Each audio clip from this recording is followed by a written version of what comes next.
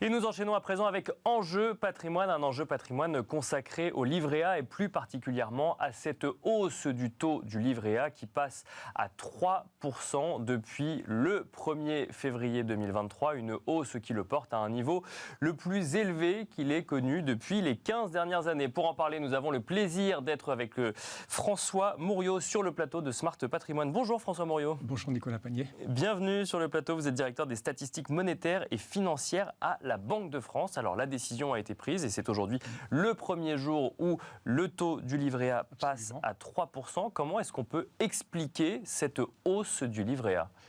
Alors peut-être puis-je vous expliquer comment on fixe le taux du livret A ? Bien sûr, oui, la méthode de calcul.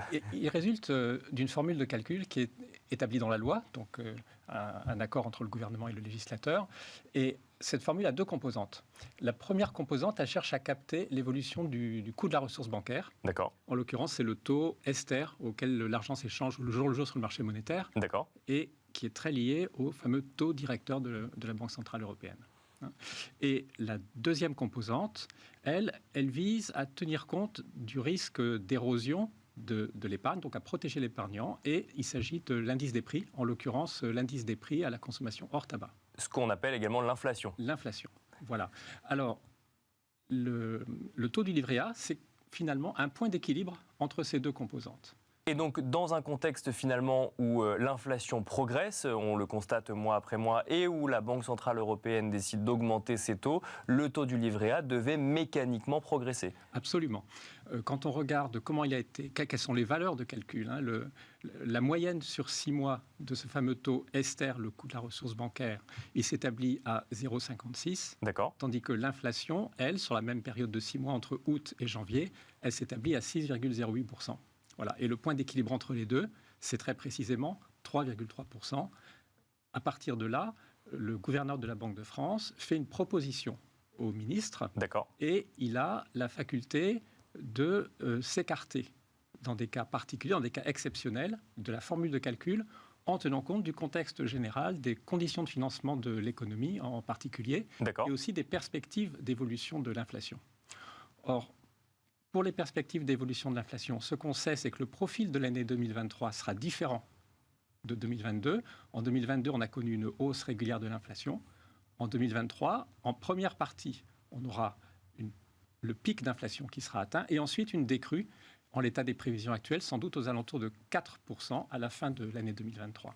Donc, compte tenu de ces éléments, il était justifié en fait, et approprié en fait, de fixer ce taux à 3%. Ce qui explique finalement qu'on ne soit pas allé jusqu'à 3,3 parce qu'il y a une anticipation de baisse de l'inflation sur la deuxième partie de 2023, c'est ça ? Tout à fait, mais il y a un deuxième élément qui est également important, c'est que la rémunération de l'épargnant, le miroir de cette rémunération, c'est le coût du financement de l'économie. Et il faut prendre aussi en considération le fait que le livret A a des emplois, notamment pour le financement à long terme de différents projets d'intérêt général, et qui doivent être financés dans les meilleures conditions possibles. Et parmi ces éléments, il y a notamment le financement du logement social. Bien sûr. Alors effectivement, ça peut être intéressant d'expliquer ce qu'on finance avec le livret A avant de revenir effectivement sur quelle incidence par exemple sur une banque commerciale qui ensuite héberge un livret A à 3%. Mais alors concrètement, lorsqu'on investit ou lorsqu'on dépose de l'argent sur son livret A, qu'est-ce qu'on finance en tant qu'épargnant ? Comment est utilisé cet argent ? Alors, supposons qu'on prenne une somme de 100 € sur un livret A. Où va-t-elle ? À peu près 55% de cette somme est reversée par les banques à la Caisse des dépôts et consignations. D'accord. Et la Caisse des dépôts et consignations, avec cet argent, peut financer le logement social et la politique de la ville. D'accord. Ce sont des financements à très long terme qui bénéficient aux collectivités territoriales. Certains financements vont au-delà de 40 ans. L'autre partie... Donc on finance avec ces 55% finalement des habitations à loyer modéré ou des logements de la ville. Voilà, également des infrastructures telles que des usines de recyclage des déchets ménagers. D'accord.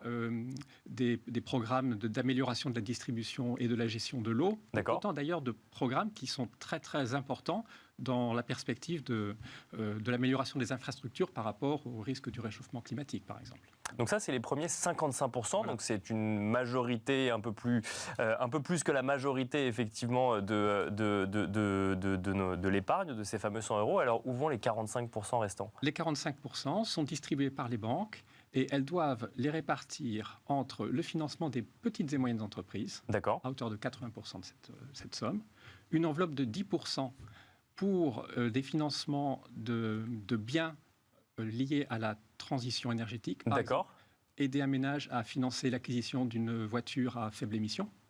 Ou alors l'aider à isoler le toit de sa maison. Donc sous forme de crédit donné aux TPE ou aux ménages sur... Voilà, c'est ça. Et puis, à hauteur de 5% de cette somme, pour le financement de l'économie sociale et solidaire. Alors, c'est un peu abstrait, le concept économie sociale et solidaire. C'est une myriade d'associations, de fondations, de sociétés coopératives. Beaucoup d'entre elles sont dans des activités telles que l'économie circulaire, la réparation, le recyclage, etc. Donc finalement, c'est depuis l'origine, parce que autant j'ai envie de dire le financement des bailleurs sociaux ou autres, ça c'était quelque chose de connu, mais alors ce volet économie sociale et solidaire ou transition énergétique, c'est arrivé après pour le coup? Oui, ce sont des éléments plus récents, ce qui fait à la fois la robustesse dans le temps du système du livret A et de l'épargne réglementaire en général, c'est qu'il évolue en fonction des priorités de financement d'intérêt général de l'économie. Et donc la loi Pacte, qui a été promulguée il y a 3 ans environ, a établi ces nouveaux emplois réglementés. Alors justement, si on revient sur ce livret au niveau de l'épargnant, donc qui peut réaliser des dépôts, il n'y a pas si longtemps, il avait une rémunération à 1%, c'est passé à 2%, c'est aujourd'hui à 3%. Quand on est un établissement bancaire, est-ce que ça va changer beaucoup de choses, de multiplier par 3 finalement la rémunération de cette épargne pour les épargnants? Alors pour les banques, bien sûr, ça a un impact au même titre que l'évolution du coût de toutes leurs autres ressources. Il faut avoir en tête que les ressources de l'épargne réglementée représentent un peu moins de 10% des ressources des banques. Les autres ressources, ce sont des émissions obligataires sur les marchés et puis les dépôts à vue, qui, eux, ne sont pas rémunérés. Et les banques, en fait, combinent ces différentes ressources et elles calculent leur marge pour ensuite prêter à l'économie. À chaque fois que les éléments du passif bancaire augmentent, les conditions de financement à l'économie augmentent également. Et c'est la raison pour laquelle, en fait, il y a une attention à ce que ces évolutions, qui sont nécessaires aussi pour lutter contre l'inflation, soient progressives. Et d'où, d'ailleurs, le mécanisme de la formule du livret A. On calcule des moyennes sur 6 mois pour limiter la volatilité et assurer la progressivité. Oui, pour éviter que ça progresse d'un coup et que ensuite ça redescende. Et du point de vue de l'épargnant, il est très important aussi qu'il ait cette progressivité pour avoir quelque part une visibilité sur les conditions dans lesquelles il va placer son argent, puisque généralement il est fait de manière durable et il doit choisir entre différentes possibilités selon son profil. Alors, on lit souvent que le livret A, mais pas que, parce qu'il y a d'autres placements, en tout cas, qui semblent figurer parmi le palmarès, mais on lit souvent que le livret A est le placement préféré des Français ou le premier, finalement, dépôt des Français. Vous avez une idée aujourd'hui de la position du livret A dans l'épargne des Français? Je vais vous donner 2 chiffres qui montrent une image tout en nuances. Le premier chiffre, c'est de dire 55 millions de Français ont un livret A. Donc pratiquement une grande majorité de la population. Surtout si on ajoute les Français qui détiennent un livret d'épargne populaire et qui n'ont pas de livret A. À ce moment-là, on est proche de 60 millions. Livret d'épargne populaire qui lui aussi a vu son taux révisé d'ailleurs en même temps que le livret A. Voilà, et ça il faut le souligner. Donc le livret d'épargne populaire s'adresse aux personnes de revenus modestes et sous condition de ce plafond de revenus, elle bénéficie d'une protection complète contre l'inflation, puisque la rémunération, à partir donc d'aujourd'hui, est de 6,1%. Donc aligné globalement sur l'inflation. Aligné globalement sur l'inflation pour les mois à venir. Et alors on a également le LDDS, livret de développement durable et solidaire. Durable et solidaire, c'est ça. Et il a finalement les mêmes caractéristiques que le livret A en termes de rémunération. Et la moitié de son montant est reversée par les banques à la Caisse des dépôts et consignations. Et l'autre moitié va, comme on l'a vu, au financement des PME, etc. Donc On peut dire c'est presque le petit frère ou la sœur siamoise du D'accord, livret A. du livret A qui voit également lui aussi son taux revalorisé. Si je reviens sur les 55 millions que vous avez mentionnés, donc 55 millions de Français ont un livret A ou un livret d'épargne populaire. Donc ça, c'est le premier chiffre. Donc ça montre que c'est largement plébiscité par la population française. Et le deuxième chiffre, Le deuxième chiffre, c'est de dire que l'épargne réglementée, c'est 21% du patrimoine financier des Français. D'accord. Et que le livret A plus le LDDS, c'est 8%. Alors on se dit, mais où est le reste? Oui, bah oui. Donc l'épargne financière des Français, c'est 5 600 milliards, si on prend cette enveloppe, donc à peu près entre 2 et 2 années et demie de revenu national. Le premier bloc de cette épargne, c'est l'assurance vie, qui représente 35% de l'épargne financière. D'accord. Mais seulement 40% des Français ont une capacité à ouvrir des plans d'assurance vie. Donc il y a là, bien sûr, une inégalité dans la répartition de l'épargne, qui est très, très bien connue et documentée. Donc, on peut dire que le livret A, c'est vraiment le livret de tout le monde pour apprendre et commencer à épargner, en particulier constituer l'épargne de précaution. Mais ça n'est pas le support principal pour une partie des Français. Tout le monde non, parce qu'on est plus que 55 millions en France aujourd'hui, mais une grande majorité de Français a un livret A, mais si on regarde les montants déposés, c'est pas forcément le livret A qui est en première position. Là, on va sur une assurance vie. Voilà. D'accord. Et puis, dans les autres composantes du patrimoine financier, donc on a ces dépôts bancaires rémunérés qui pèsent pour à peu près 21%, en tenant compte aussi des plans d'épargne logement, etc. Et puis, il y a une troisième composante qui est méconnue, c'est les actions non cotées, pour 20%. D'accord. Ouais. Alors, qu'est-ce qu'il y a là derrière? En fait, il y a le patrimoine professionnel des Français, donc les Français qui ont leur propre entreprise. D'accord. Ouais.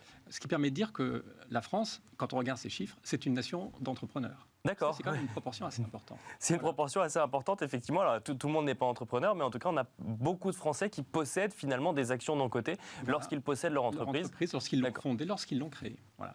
Et puis, la dernière composante dans ces placements financiers des ménages, eh bien, ce sont les dépôts à vue sur les comptes bancaires. Qui, eux, ne sont pas rémunérés. Qui ne sont pas rémunérés et qui pèsent 14%, ce qui est un montant substantiel dans un contexte où nous n'avons plus des prix proche de zéro, ce qui était très faible comme évolution des prix.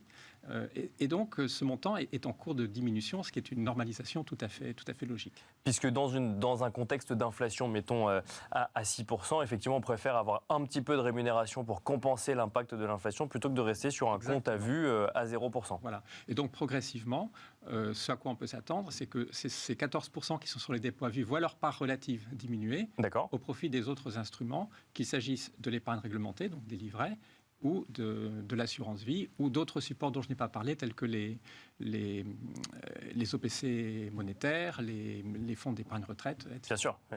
Alors, une question à laquelle vous n'avez sûrement pas la réponse, François Mouriot, mais je vous la pose quand même. Faut-il s'attendre à ce que le taux du livret A baisse lorsque l'inflation viendra à décroître en 2023 ou 2024 ?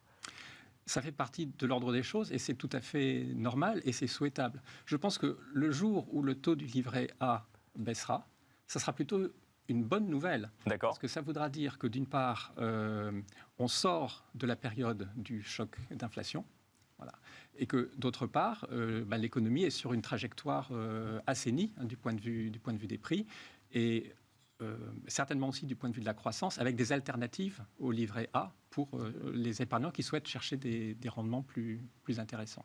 Donc quand les livrets d'épargne réglementée rémunèrent un petit peu moins, ça veut dire que le contexte économique est un petit peu plus favorable pour l'épargnant ? Bien souvent, c'est le cas, puisque en tout état de cause, ce que ça signifie, c'est qu'on a retrouvé l'environnement de stabilité des prix qui est indispensable pour la protection, d'une manière générale, de l'épargne et pour la visibilité des stratégies d'épargne et d'investissement. Merci beaucoup François Mouriot d'être venu sur le plateau de Smart Patrimoine. Je rappelle que vous êtes directeur des statistiques monétaires et financières à la Banque de France. Merci beaucoup. Merci Nicolas Pagnier. Merci à vous de nous avoir suivis et je vous donne très vite sur Bismart pour un nouveau numéro de Smart Patrimoine.